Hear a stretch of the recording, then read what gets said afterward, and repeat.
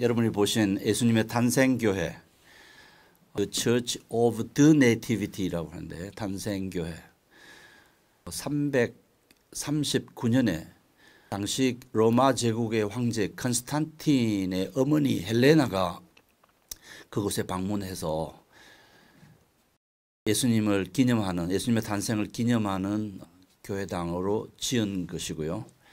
531년에 더 확장된 로마 제국의 황제 유스티누스 황제가 그것을 개축, 증축해서 지금 현재의 모양대로 지었습니다. 그 유스티누스 황제가 굉장한 기독교 황제고 당시 로마 제국 자체가 기독교 국가였거든요. 이스탄불에 있는 옛날 컨스탄티노플의 여러분 사진에서 자주 보는 하기야 소피아 예배당, 지구상에서 제일 아름다운 예배당이 그 하기야 소피아 예배당입니다. 지금은 터키 박물관으로 사용되고 있습니다만은 그것을 지은 아주 예술적인 예술가이고 기독교 문화를 융성하게 한 분이었는데 그분이 그것을 증축했고요. 지금 현재의 모습은 그것이고 그 평지에 들어가는 문이 조그맣잖아요. 조그만 문에다가 들어가면 홀이 큰 홀이 여러 개가 있고 거기서 다시 지하로 내려갑니다. 예수님이 태어나신 곳이 동굴입니다. 케이브인데 그 동굴로 들어가면 그냥 협소한 공간인데 거기 많은 사람들이 지금 들어가 보려고 아까 그 관광객들이 와 있는 건 거기 들어갈 순서를 기다리고 있는 거예요. 예수님이 태어나신 곳이 굉장히 중요한 곳이고 제가 거기서 저희 신앙을 고백했던 이야기 조금 이따가 하겠습니다. 옛날 아주 큰 거대한 왕국의 세자가 자기 아버지가 이제 세상 떠날 때가 거의 다 돼서 자기가 후임 왕으로 등극할 시점에 이르렀는데 왕이 되면 그 나라를 잘 통치해야 하기 때문에 성 밖을 빠져나가서 가난한 사람들은 어떻게 사는가, 빈민들은 어떻게 사는가를 보려고 시차를 갔습니다. 변장을 하고 허스루한 옷을 입고 가다가 어느 빈민가 골목에서 아름다운 아가씨를 만났습니다. 첫눈에 너무 반해가지고 그 아가씨를 사랑하는 마음이 부풀어 올랐어요. 그래서 이제 자기가 왕자니까 왕이 될 사람이고 하니까 왕의 권력으로 들어와라, 왕후가 되라, 뭐 비라도 되라고 할 수도 있었지만 강제로 그렇게 사랑을 강요하는 것은 진정한 사랑이 아니다. 그래서 이 사람이 나를 사랑할 수 있는 그 시점까지 내가 사귀어야 된다고 해서 궁정에 들어가서 왕에게 자기 아버지한테 보고를 하고 내가 그 여자를 사랑하기 때문에 결혼하게 해달라고 이야기했습니다. 그 왕은 그런 서민들하고 왕은 결혼하면 안 된다. 절대로 안 된다고 반대했어요. 그래서 부자 간에 왕과 세자 간에 이 갈등이 어느 정도로 심했느냐 하면 네가 정말 그 여자를 사랑한다면 세자직을 버려라. 왕위를 물려받는 그 권한을 버려라. 버리겠느냐 하니까 버리겠습니다. 그래서 이 왕자가 완전히 세자직을 버리고 평민으로 신분도 평민으로 바꾸어서 그 아가씨가 사는 빈민촌에 들어가서 방을 얻고 그 옆에서 목수일을 하면서 열심히 돈을 벌고 그 서민들이 먹는 음식을 먹고 그 서민들이 사용하는 언어를 사용하고 그들의 문화와 습관을 배우고 그래서 드디어 그 아가씨의 마음을 얻어서 사랑하게 되었다는 그런 이야기입니다. 인간이 가지고 있는 기능 중에 하나가 남자든 여자든 사랑한다는 것인데 그것은 하나님이 부여한 굉장히 위대한 것입니다. 이 이야기는 러시아의 대문호 톨스토이의 이야기입니다. 하늘의 그 왕좌를 버리시고 우리의 구주가 되기 위해서 2000년 전에 바로 우리가 봤던 그 그림 속에 그 장소에 마국간에서 그게 이제 지하 동굴이니까 양들이 소들이 그 이제 따뜻해야 되니까 그 지하 케이브 속에 들어가서 마침 거기 여관이 없고 방이 없어서 숙박할 곳이 없어서 그 낮고 천한 그곳에서 예수님이 2000년 전에 약 2000년 전에 탄생하셨습니다. 오늘 우리 크리스마스를 2019년이니까 이게 처음에 연대를 예수님의 탄생 연대를 계산하는 처음 시작하는 사람들이 4년을 빼고 계산했어요. 그래서 실제는 2019 플러스 4가 예수님의 실제 탄생 연도입니다. 어쨌든 예수님은 AD와 BC를 나누는 분수령이신데 오늘 우리는 단순한 성자가 아니라 우리를 구원하기 위해서 오신 하나님의 아들, 하나님 자신이 인간 되어 오신 그 의미를 담고 있는 장소이기 때문에 아주 특별한 것이죠. 성경 66권 가운데서 한 절 가장 중요한 구절을 들라고 하면 요한복음 3장 16절입니다. 하나님이 세상을 이처럼 사랑하시어 독생자를 주셨으니 이는 저를 믿는 자마다 멸망치 않고 영생을 얻게 하려 하심이라. 여러분 다 외우시잖아요. 근데 이 말씀을 자세히 바라보면 여기 5가지 중요한 진리가 있습니다. 첫째는 하나님이 세상을 이처럼 사랑하신다는 것입니다. 하늘과 땅을 지으신 창조자 하나님, 광활한 우주와 헤아릴 수 없는 행성과 항성들을 지으신 우리 하나님이 이 지금 현재까지 지구 위에만 인간이 생명체가 존재하는 것으로 알려져 있습니다.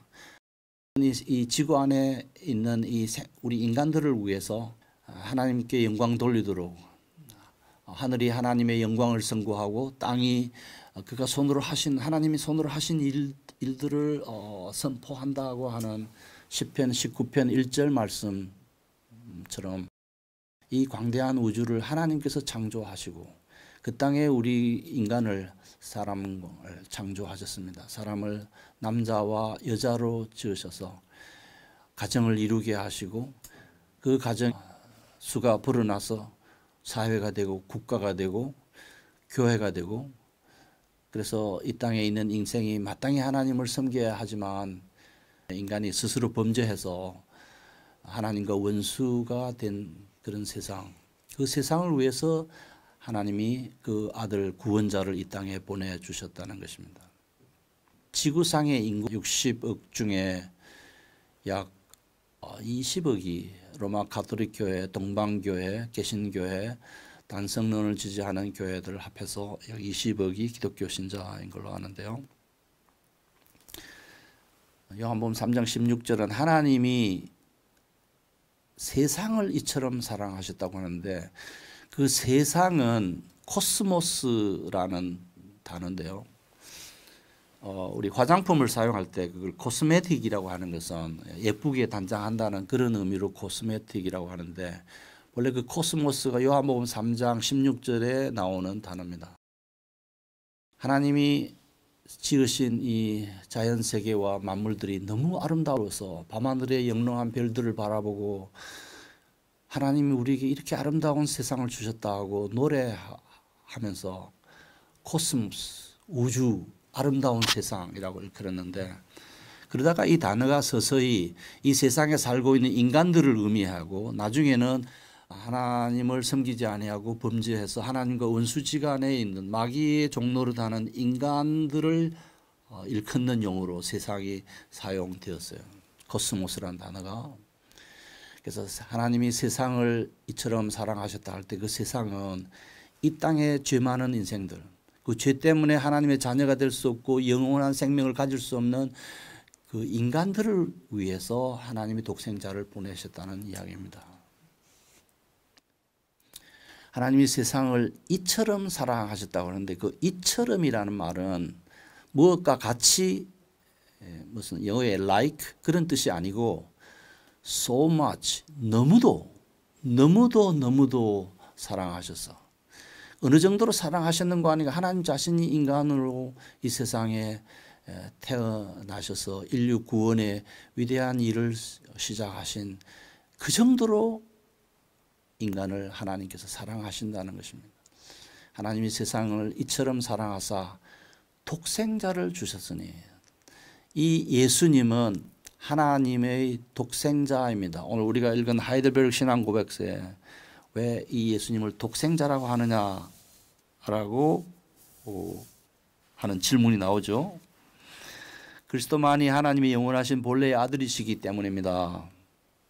우리도 하나님의 예수 믿으면 하나님의 자녀가 되지만 예수님만이 본래 하나님의 독생하신 아들이시기 때문입니다 라고 말합니다.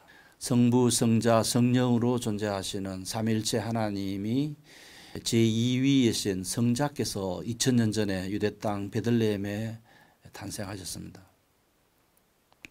하나님이 세상을 이처럼 사랑하사 독생자를 주셨는데 그 주실 때는 목적이 있지 않겠어요? 그 목적이 뭐냐 하면 이는 그 예수를 믿는 자마다 멸망하지 아니하고 영원한 생명을 얻게 하려 함이다. 이 말씀 속에 여기 영원한 생명이라는 단어가 나와요. 이 영원한 생명, eternal life, 생명이라는 단어는 우리말로는 그냥 생물학적 생명이든 영적인 생명이든 영원히 사는 생명이든 이 지상에서 있다가 없어지는 생명이든 간에 다 생명이라고 하는데 실제 헬라어에서는 영원한 생명을 조에라고 이걸 비오스라고 합니다. 비오스. 비오스란 말에서 바이올로지, 생물학이란 말이 만들어져 나갔고요. 그래서 우리가 생물학적인 생명도 가지고 있지만 영원히 없어지지 않은 영원한 생명도 인간이 가지고 있음을 하나님이 계시를 통해서 우리에게 알려주시고 성경이 매우 분명하게 말하고 있습니다. 우리는 이 땅에 생물학적인 생명이 없어지고 숨을 거두는 그것으로 끝나는 게 아니라 그 다음 세계가 있다는 사실을 성경이 가르쳐줘요. 문제는 그 다음 세계와 연결되고 그 다음 세계가 우리가 죽는 순간이나 심판대 앞에 섰을 때 어떤 결과가 주어지는 게 아니라 그것은 벌써 이 땅에 우리가 사는 동안에 하나님의 독생자, 구원 목적으로 유대 땅 베들레헴에서 탄생하신 그 예수를 구원자라고 믿느냐 안 믿느냐 하는 이것이 매우 중요한 사실입니다. 예수를 그리스도로 믿는 자에게는 이미 하나님의 나라 백성이 되었고 하나님의 나라의 시민권을 확보하고 있기 때문에 죽음을 끝낼 필요가 없고 궁극적으로 모든 것을 하나님께서 주도해 가신다고 우리는 그래서 믿고 고백합니다. 제가 여러분 보신 그 사진 속에 베들레헴에 미국에서 목회를 하다가 1983년인가 4년도에 한 달 휴가를 얻어가지고 예루살렘 시온산에 있는 바로 예루살렘 성벽 밑에 있는 시온산이 거기 딱 붙어 있는데 거기에 예루살렘 유니버시티라는 제루살렘 유니버시티라는 그 학교에 등록해가지고 공부는 집에서 해가지고 한 달간 계속 이 버스 타고 그 현지 답사하는 이제 그런 프로그램인데요. Historical Background of the Bible라는 4학점짜리 과목을 이수했습니다.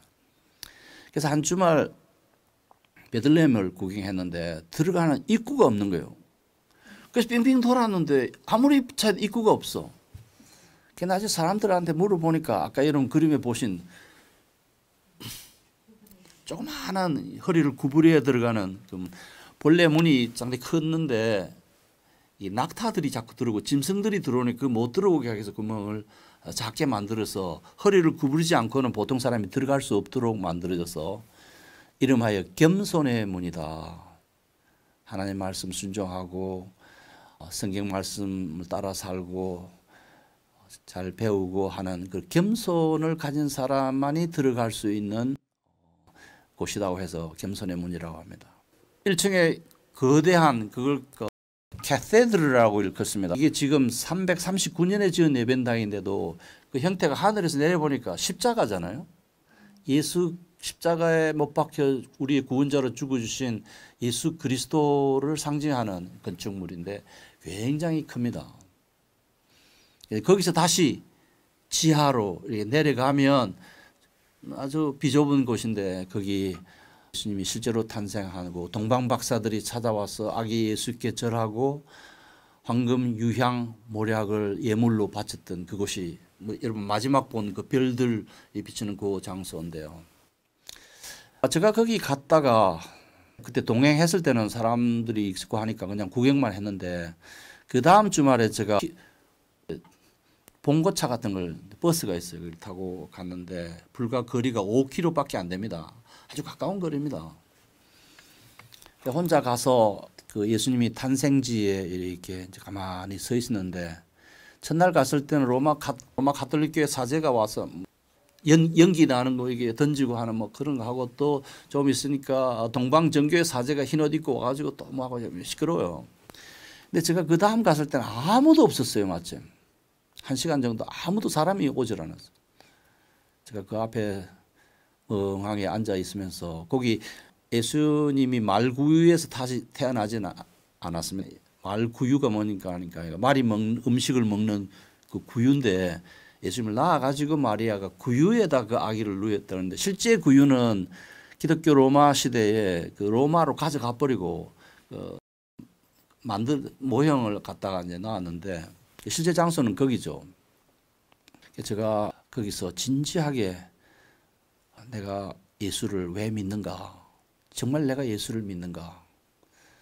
이런 생각을 하다가 저렇게 철학을 공부하고 신학도 공부하고 역사도 공부했는데 지금 이 땅에 많은 사람들이 예수를 구원자라고 믿지 않는데 나는 그렇게 믿어요. 내가 믿고 있는 이것이 진짜인지 가짜인지 아니면 쇠뇌를 당해가지고 어릴 때 기독교 집안에 자라나니까 그래서 내가 믿는 건지 여러 가지 생각을 하면서 최종적으로 제가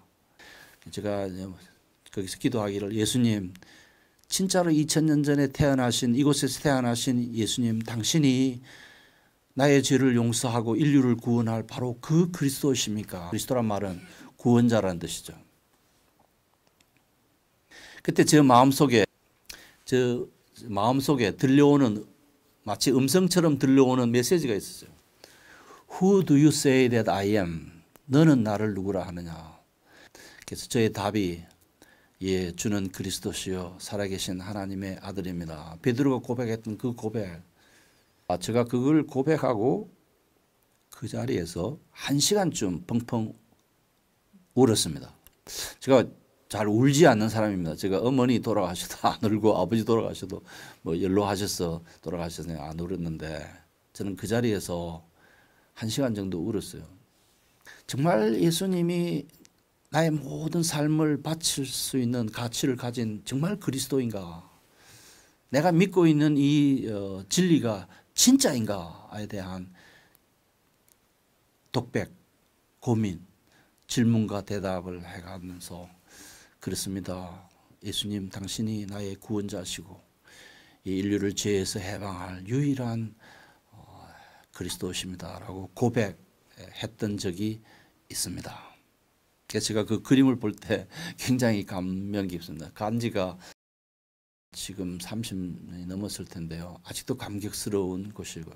1033년에 태어나서 1109년에 세상을 떠난 수도사 한 명 있는데 굉장히 중요한 분입니다. 수도 생활을 하면서 신학을 공부하는 사람이었는데 이름이 안셀무스입니다. 이게 영어로는 무스라는 발음을 생략하고 안셈 리을 미음 쳐서 안셀름 이렇게 발음하는데 안셀무스가 이탈리아인이고요. 나중에 캔터버리 교구의 대주교로 봉사했습니다. 수도사로서 신학을 프랑스에 있는 백 수도원이라는 곳에서 신학을 공부하고 공부하는 수도사로 삶을 살아가는데 예수님이 왜 예수님 본래 하나님이신데 하나님이 왜 사람이 되셨을까에 대한 깊은 고민을 하기 시작했어요. 하나님은 왜 인간이 되셨을까라고 고민하셨어요. 그건 무슨 말이냐면 하나님께서 인간을 구원하고 죄에서 구원하시려면 하나님은 전능하신 분이고 말씀 한마디로 천지를 창조하신 분이시니까 당장 그냥 사랑을 베풀어서 우리를 구원하시면 되고 죄를 용서하면 되시지 왜 그렇게 복잡한 방식으로 하나님이 인간으로 유대 땅 베들레헴에 태어나시고 사람처럼 요셉의 아들로 30년 동안 사시다가 목수 일을 하시고 갈릴리 지역에서 회개하라 천국이 가까워 왔다고 선포하시면서 3년의 공생애를 시작하시고 나중에는 십자가 위에서 나무 위에 달린 자는 저주받은 자인데 그 나무 위에 달려서 저주받은 자로 죽어주시고 또 3일 만에 부활하시는 이런 아주 어려운 난관을 거쳐서 왜 인간을 구원하셨을까에 대한 깊이 있는 연구를 했습니다. 그래서 쓴 책이 신은 왜 인간이 되었는가? Cur Deus Homo라는 라틴어 책인데 제가 마침 예일대학교에서 공부를 하면서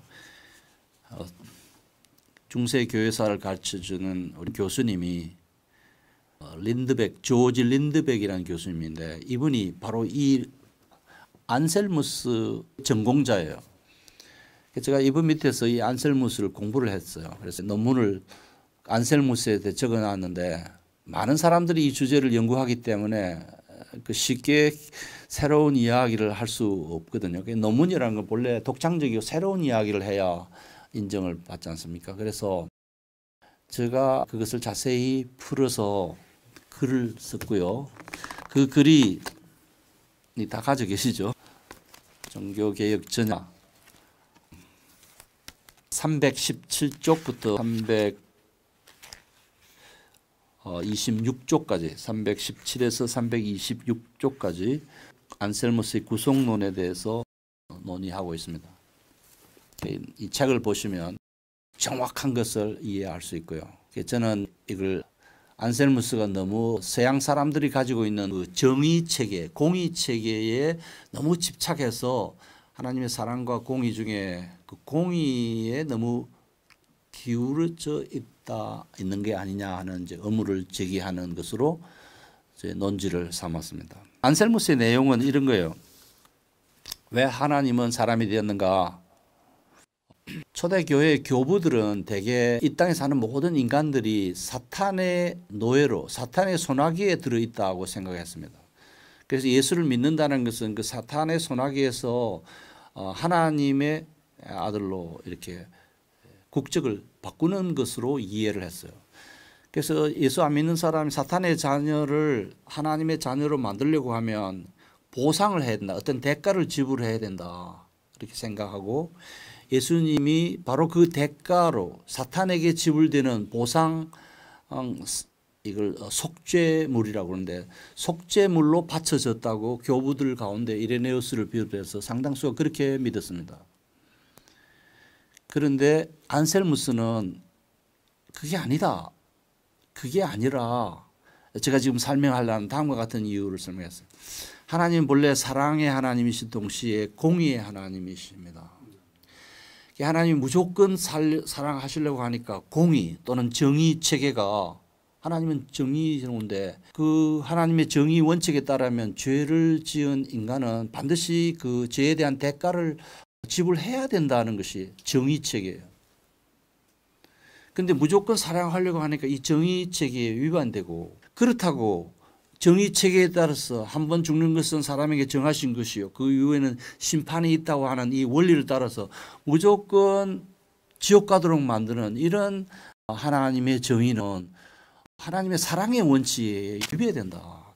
그러니까 하나님의 사랑과 정의의 이 두 가지 속성을 만족시킬 수 있는 방법을 하나님께서 모색하셨는데 그게 몇 가지 조건이 있는 거예요.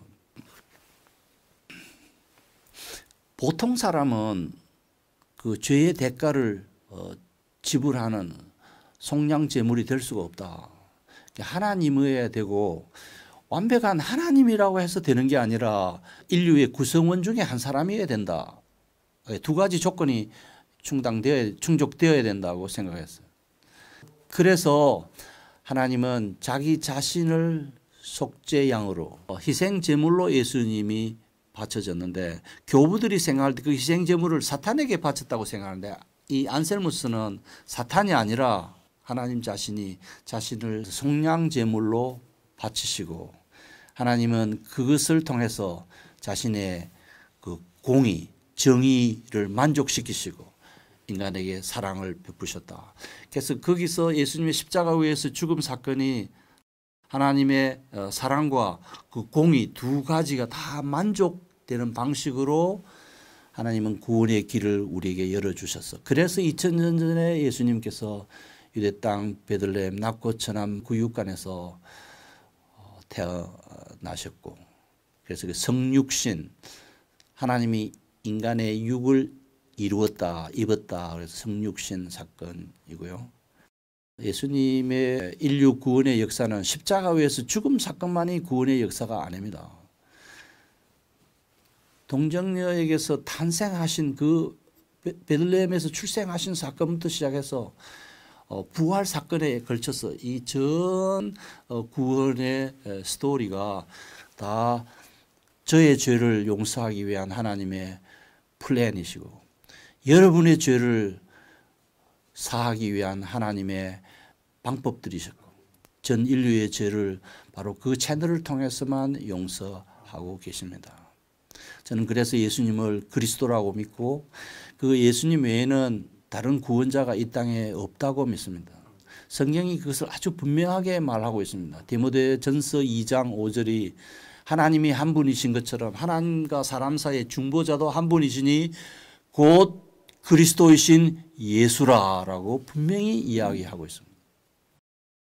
우리 기독교를 윤리 공동체로 이해하는 사람들이 상당수 있습니다.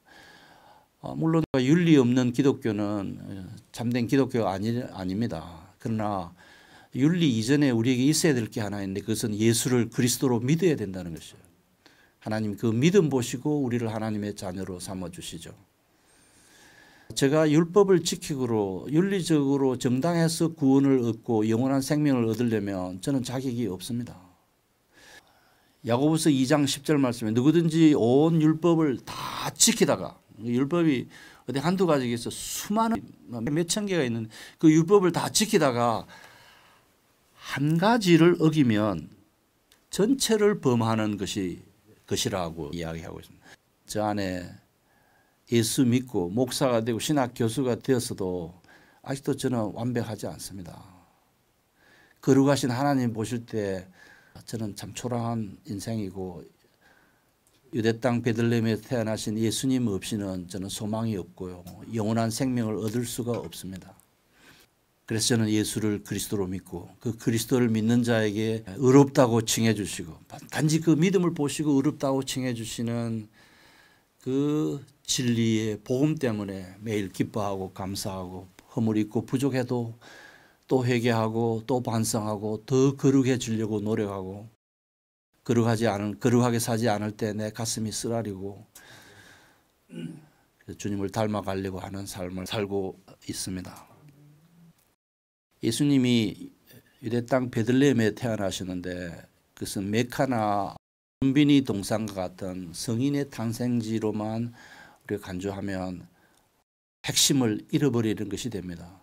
바로 그 장소가 하나님이 인간이 되어서 우리의 구원자로 오신 아주 위대한 장소입니다. 베들레헴. 베스는 집이란 말이고 들레헴이란 말이 빵이라는 말입니다. 베들레헴 빵집입니다. 오늘 우리가 브레드 TV, 브레드 채플, 우리 브레드 빵이라는 말이에요. 그 빵집이고 우리는 빵 채플, 빵 TV, 빵 대학, 생명의 빵이신 예수님. 오병이어의 기적을 베푸셔서 보리떡 5개와 물고기 2마리로 5,000명 이상의 무리를 먹이신 이후에 사람들이 예수님을 자꾸 빵 문제 해결하는 무슨 사회부 장관적으로 자꾸 여기니까 예수님께서 단호하게 말씀하시기를, 여러분의 조상은 광야에서 만나와 메추라기를 먹었어도 다 죽었지만 나는 하늘에서 내려온 생명의 빵이다. Bread of life다.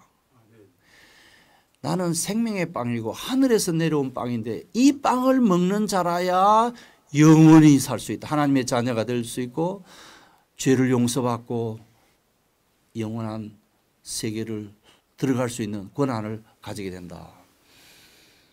그래서 결국 예수님 자신이 생명의 빵이고 먹는다 말은 믿는다라는 뜻입니다.